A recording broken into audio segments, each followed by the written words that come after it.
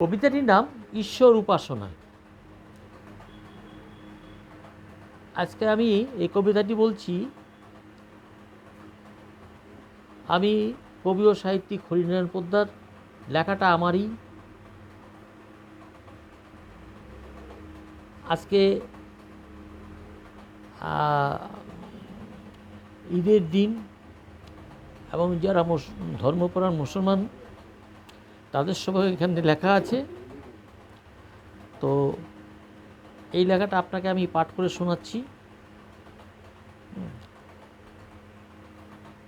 তো এটা যদি ভালো লাগে আমাকে লাইক দেবেন।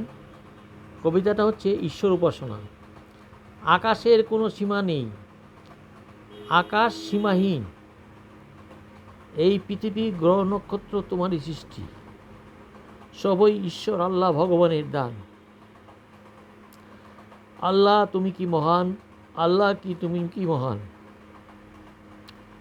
জলের কোনো জাত নেই ঈশ্বর, জলের কোনো জাত নেই ভগবান, পানির কোনো জাত নেই আল্লাহ, পানি তোমার দান আল্লাহ, পানি তোমার দান।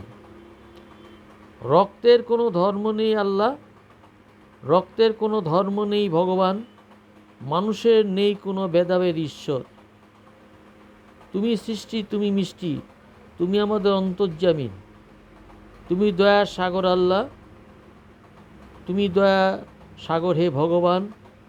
তুমি সৃষ্টি করেছ আকাশ, মানুষ তোমার মায়াজাল আবদ্ধ ঈশ্বর, তোমার মহিমা অপার। আল্লাহর নেই কোনো রং, আল্লাহর নেই কোনো ঢং, আল্লাহ মেহেরবান।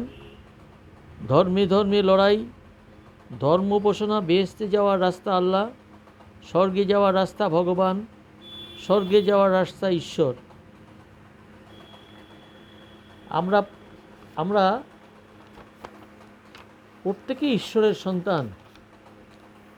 আমরা পৃথিবীর যেই প্রান্তেই থাকি, আমরা সাদা কালো, হিন্দু মুসলমান, বৌদ্ধ খ্রিস্টান, সৃষ্টিকর্তা সবারই একজন। তিনি মহান শক্তিমান, মহান সর্বশক্তিমান।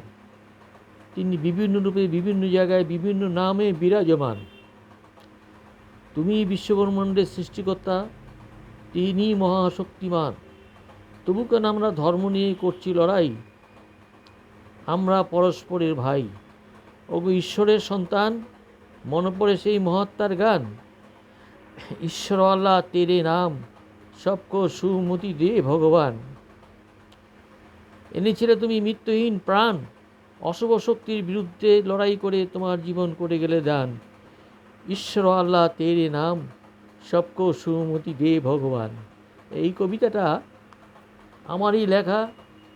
কবিতাটির নাম ভ্রাতৃত্ববোধ। আমি কবি ও